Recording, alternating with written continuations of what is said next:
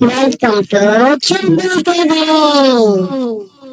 एक सुस्त चील जिसको अपनी सुस्ती छोड़नी पड़ गई। एक जंगल में कुछ परिंदे बड़े मजे से रहते थे। इनमें एक चील भी थी। चील सब परिंदों की बहुत लाडली थी, क्योंकि इस जंगल में चील की वजह से कोई भी कौवा नहीं आता था। इस जंगल के परिंदे बहुत पुरअमन थे। कुछ अरसे पहले इस जंगल में कौवे भी इनके साथ रहते थे, मगर वो हर परिंदे का झगड़ा करवा देते या तो खुद उनसे उलझने लगते। फिर सब परिंदों ने इनको यहाँ से भगा दिया। इस दिन से इस जंगल में कोई लड़ाई झगड़ा नहीं हुआ और ये जंगल बहुत पुरअमन हो गया।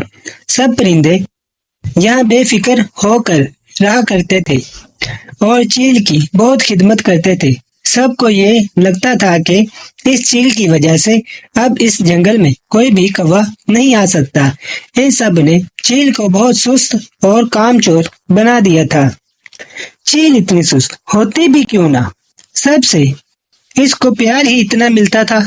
एक दिन इस जंगल में एक कौवा आ गया। कौवे के आने की खबर सुनकर सब परिंदों में हलचल मच गई, मगर चील को कोई परवाह नहीं। वो आराम से घर में बैठी थी। वो कौवा बहुत चालाक था। कुछ दिन ऐसे ही गुजर गए। फिर कौवे ने जंगल में नुकसान करना शुरू कर दिया।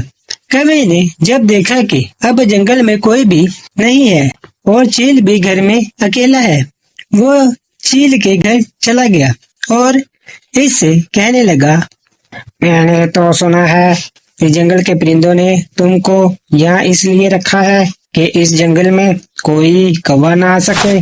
देखो, तुम्हारे होते हुए भी मैं इस जंगल में राज कर रहा हूँ। चील ने कोई जवाब न दिया और दूसरी तरफ मुंह करके खड़ा हो गया। कौवे ने कहा, अच्छा, तुम अभी बच्चे हो, इसलिए मेरा कुछ नहीं बिगाड़ सकते। चलो सो जाओ मुन्ने। कौवा चील को चढ़ाता हुआ बोला। चील ने कौवे से कहा, अच्छा ये बात है तो अब मुझे से बचकर दिखाओ। चील कौवे की तरफ लपका और कौवा खुद को बचाने के लिए घर से बाहर चला गया। चील इतने जोशीले अंदाज से दरवाजे से टकरा कर गिर गया। चील जब खड़ा हुआ तो इसका सर घूम रहा था। चील के सर पे बहुत ज्यादा चोट लगी थी, जिस वजह से इसकी चीख निकल गई। परिंदों ने चील की आवाज सुनी तो कबूतर और मिट्ठू अंदर आए और चील से पूछा, ये चोट कैसे लगी है?